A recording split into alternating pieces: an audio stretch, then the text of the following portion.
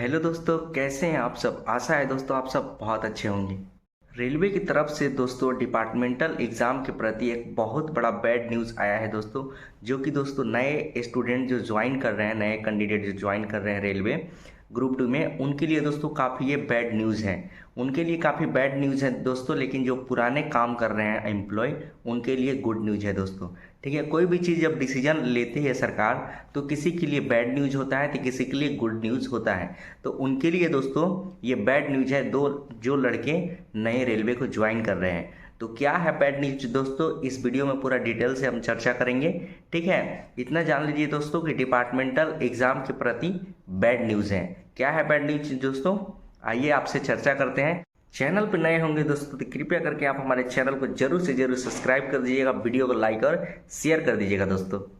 सबसे पहले हम ये जानेंगे दोस्तों कि जो रेलवे का डिपार्टमेंटल एग्जाम होता है, जो निचले स्तर के एम्प्लॉय होते हैं, जैसे दोस्तों रेलवे ग्रुप टी लेवल 1 में आता है, technician level 2, LP level 2, level 3।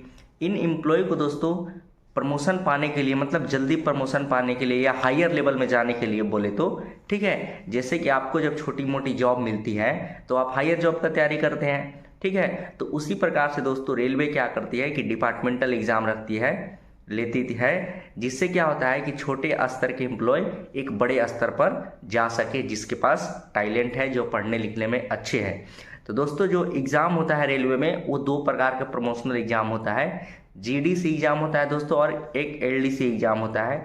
GDC को दोस्तों जनरल डिपार्टमेंटल कॉम्पिटिटिव एग्जाम कहा जाता है और एलडीसी को दोस्तों लिमिटेड डिपार्टमेंटल कॉम्पिटिटिव एग्जाम कहा जाता है।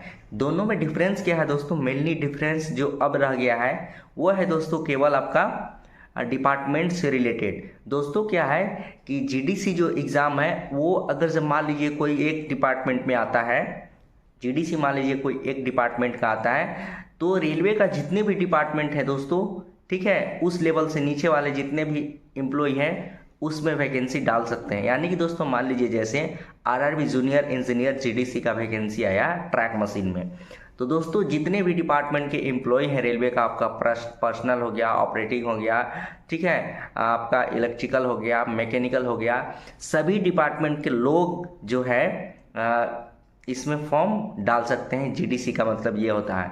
और एलडीसी में क्या होता है दोस्तों कि जिस डिपार्टमेंट का वैकेंसी आया उसी डिपार्टमेंट के जो निचले स्तर के एम्प्लॉय हैं वही डाल सकते हैं। जैसे दोस्तों हमारा मान लीजिए ट्रैक मशीन में वैकेंसी आया जेई का, तो उसमें दोस्तों केवल उसी डिपार्टमेंट के लोग डाल सकते हैं। हमारा ही डिपार्टमेंट के जो टेक्नीशियन है, ग्रुप टी के एम्प्लॉय हैं, वही उस फॉर्म को डाल सकते हैं।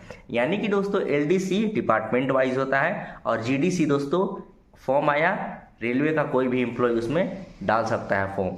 तो अंतर तो ये भली भांति आपको समझ में आ गया होगा दोस्तों। एक चीज़ और हम मान लेते हैं, जैसे कि मान लीजिए स्टेशन मास्टर का वैकेंसी आया, ठीक है, एलडीसी वैकेंसी आया, तो जो दोस्तों उस डिपार्टमेंट में ग्रुप डी के तौर पे जो पॉइंट्समैन होते हैं, ठीक है, वही दोस्तों उसमें फॉर्म डाल सकते हैं। दूसरे डिपार्टमेंट के लोग फॉर्म नहीं डाल सकते हैं। लेकिन अब दोस्तों क्या किया गया है कि टेक्निकल वाले को नॉन टेक्निकल में जाने के लिए थोड़ा सा उसमें छूट दे दिया गया है एलडीसी एग्जाम में।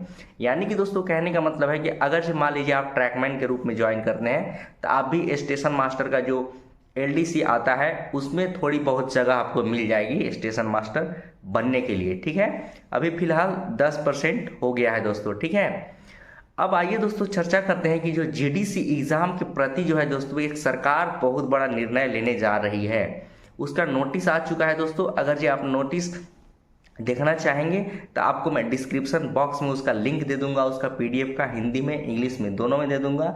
आप जो चाहे वो पढ़ के समझ सकते हैं। फिलहाल इस वीडियो में मैं आपको समझाने का कोशिश करता हूँ कि उस पीडीएफ में क्या लिखा हुआ है। ठीक है, अगर जो आप वीडियो पूरा तरीका से देख लेते हैं दोस्तों तो आपको समझ में आ जाएगा, अगर नोटिस पढ़ने के बाद भी समझ में नहीं आया तो, क्योंकि दोस्तों उसमें ऐसा ऐसा वर्ड लिखा हुआ है कि बहुत लोगों का समझ में नहीं आता। हिंदी भी काफ़ी टफ लिखा हुआ है, इंग्लिश भी काफ़ी टफ लिखा हुआ है। ठीक है, तो हम थोड़ा समझाने की कोशिश करते हैं दोस्तों कि देखिए, पहले जीडीसी एग्जाम में क्या होता था दोस्तों कि आप रेलवे ज्वाइन किए, ठीक है, आपका पीएफ नंबर आ गया, 1 महीने के अंदर लगभग पीएफ नंबर आ जाता था, आपका सर्विस रजिस्टर में नाम चढ़ जाता था। ठीक है, मतलब चढ़ जाता है, अभी भी हो जाएगा आपका। तो उसके बाद दोस्तों क्या है कि कोई भी वैकेंसी अगर जीडीसी आता है उसके बाद दोस्तों आप अप्लाई कर सकते थे। ठीक है, जैसे कि हम लोगों ने किया था, हम लोगों ने ज्वाइन किया था, उसके 1 महीने बाद तुरंत जीडीसी वैकेंसी आया था जूनियर इंजीनियर का, जिसमें दोस्तों हमने फॉर्म डाल दिया था और एग्ज़ाम हुआ और आज हम जूनियर इंजीनियर बन गए। ठीक है, तो ये क्राइटेरिया होता था दोस्तों, लेकिन रेलवे इसको दोस्तों बदलने जा रही है। नोटिस आ चुका है दोस्तों, कल ही परसों नोटिस आया है, उसका मैं बोला आपको नोटिस का लिंक मैं डाल दूंगा। उस नोटिस में क्या लिखा हुआ है कि रेलवे इसको बदलने जा रही है दोस्तों, मतलब 3 साल से 5 साल तक इसको करने जा रही है। ठीक है, उसमें लिखा हुआ है दोस्तों कि जो जीडीसी का जो एज लिमिट है, जो मतलब जॉब एक्सपीरियंस जो चाहिए 3 साल से 5 साल लगभग चाहिए, तभी लोग जीडीसी का एग्ज़ाम दे सकते हैं। या तो देखिए दोस्तों 3 साल होगा या तो 5 साल होगा, ठीक है, या तो उसका बीच का कोई रास्ता निकालेगा, मतलब जरूर होगा दोस्तों। ठीक है, कुछ ना कुछ आपका जॉब एक्सपीरियंस होना चाहिए, तभी आप जीडीसी का एग्ज़ाम दे सकते हैं। हमको तो लगता है दोस्तों मिनिमम 3 साल से कम नहीं होगा। ठीक है, अब रेलवे जानेंगे दोस्तों कि क्या आने वाले दिन में डिसीजन लेती है, लेकिन ये तो जान लीजिए कंफर्म कि अब जीडीसी भी लोग तुरंत आके नहीं दे सकते हैं। तो ये दोस्तों बैड न्यूज़ है, जो नए नए लड़के रेलवे ज्वाइन कर रहे हैं उनके लिए बहुत बैड न्यूज़ है ये। ठीक है, और पुराने वालों के लिए तो अच्छा है। अब दोस्तों रेलवे ऐसा क्यों करने जा रही है, तो दोस्तों रेलवे ऐसा इसलिए करने जा रही है कि रेलवे का इसमें घाटा बहुत होता था।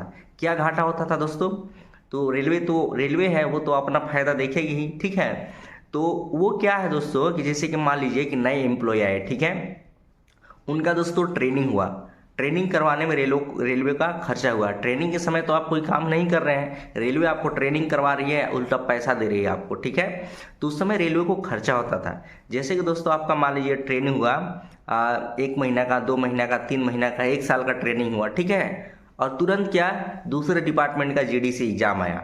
अब क्या किए आप, जीडीसी का फॉर्म भरें और दूसरे डिपार्टमेंट में आपका हो गया, फिर वहाँ रेलवे को आपको ट्रेनिंग करवाना पड़ेगा, आप क्योंकि आप दूसरे डिपार्टमेंट में गए हैं, इसीलिए रेलवे को वहाँ पे फिर ट्रेनिंग करवाना पड़ेगा।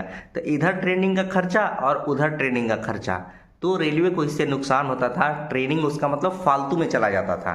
ठीक है, और क्या होता था दोस्तों कि जैसे कि मान लीजिए पुराने एम्प्लॉय जो 4 साल 5 साल से काम कर रहे हैं, उनको दोस्तों नए एम्प्लॉय के चलते कंपटीशन काफ़ी बढ़ जाता था, उनको जगह नहीं मिल पाता था।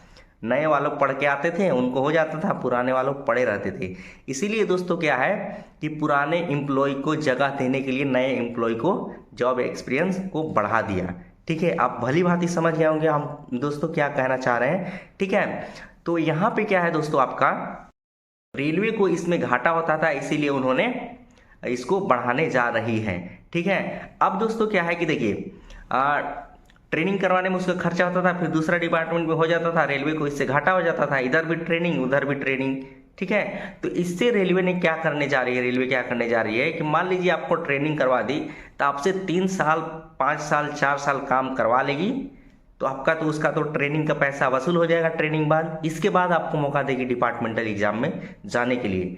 यानी कि सबसे पहले आप जो डिपार्टमेंट पे रिक्रूटमेंट होते हैं, जो आपकी नौकरी लगती है, उस डिपार्टमेंट में आपका ट्रेनिंग करवाने के बाद आपसे काम करवा के पैसा वसूल लेगी, इसके बाद दूसरे डिपार्टमेंट में जाने का आपको मौका देगी जीडीसी एग्जाम के द्वारा। ठीक है, तो इसीलिए रेलवे दोस्तों ये डिसीजन लेने जा रही है, और यही दोस्तों रेलवे मिनिस्ट्री ने एक लेटर जारी किया है, जिसमें मतलब सभी जोन लगभग इसमें सहमत हैं। जितने भी जोन है रेलवे का 18 जोन है, 18 जोन इसमें सहमत हैं। बस ये राय लेने के लिए लेटर भेजी है कि जितने भी यूनियन लोग हैं, यूनियन होते हैं ना, बड़े बड़े संघ होते हैं रेलवे के, अपने अपने जोन में अपने अपने जोन का स्पेशल मतलब बहुत बड़ा बड़ा संघ होता है। ठीक है, अपना अपना जोन का यूनियन, रेलवे में भी नेता होते हैं। ठीक है, तो उन सबों का मतलब डिसीजन जानने के लिए बस ये लेटर लिखा है कि आप लोग राय दें कि इसको कितना किया जाए, क्या किया जाए। ठीक है, बस आप लोगों का राय चाहते हैं। तो जैसे ही इधर से जाता है दोस्तों फीडबैक, वैसे ही दोस्तों रेलवे फाइनल नोटिस जारी कर देगी, और आपको पता चल जाएगा कि जीडीसी एग्जाम देने के लिए भी सर्विस एक्सपीरियंस चाहिए। एलडीसी के लिए तो पहले से तय है दोस्तों कि आपको 3 साल होना चाहिए, तभी आप एलडीसी दे सकते हैं। लेकिन दोस्तों जीडीसी के लिए कोई क्राइटेरिया नहीं था, लेकिन अब दोस्तों क्राइटेरिया होने वाला है। आप नोटिस पढ़िए, हम बता ही दिए क्या नोटिस में लिखा है, आप नोटिस पढ़िए, भली भांति आपको समझ में आ जाएगा, और हम बताए भी दोस्तों आपको समझ में आ गया होगा। तो ये बैड न्यूज़ है दोस्तों आप लोग के लिए, जो ग्रुप डी नए ज्वाइन कर रहे हैं। आप 3 साल 4 साल 5 साल बाद ही आप एलिजिबल हो पाएंगे जीडीसी एग्जाम देने के लिए। ठीक है। और बहुत लोग ये हमेशा पूछते रहते हैं दोस्तों कि हम ITI किए हैं, कौन सा हम जेई बन सकते हैं कि नहीं। बहुत कोई कहते हैं कि मैंने PCM से किया है, मैं जेई बन सकता हूँ कि नहीं। कोई बोलता है कि मैं ग्रेजुएशन BSc किया हूँ, जेई बन सकता हूँ कि नहीं। तो दोस्तों क्या है, देखिए जेई टेक्निकल पोस्ट है, ठीक है। और टेक्निकल पोस्ट के लिए आपके पास टेक्निकल एजुकेशन होना चाहिए और मिनिमम दोस्तों डिप्लोमा इंजीनियरिंग चाहिए, तभी आप रेलवे में जूनियर इंजीनियर बन सकते हैं GDC के थ्रू, ठीक है, जनरल डिपार्टमेंटल एग्जाम के थ्रू। तभी आप जेई बन सकते हैं जब आपके पास मिनिमम क्वालिफिकेशन डिप्लोमा होना चाहिए, मैक्सिमम बीटेक है, एमटेक है, चलेगा, ठीक है। लेकिन नॉन टेक्निकल एजुकेशन अगर जो आपके पास है, ग्रेजुएशन है, PCM से भी है, कुछ भी है, तो आप जेई नहीं बन सकते हैं। हाँ, लेकिन अगर जो आपके पास PCM है तो हो सकता है कि LDC के द्वारा आप जेई बन सकते हैं। GDC के द्वारा आप नॉन टेक्निकल क्वालिफिकेशन से जेई नहीं बन सकते हैं। GDC के लिए आपको टेक्निकल चाहिए ही चाहिए।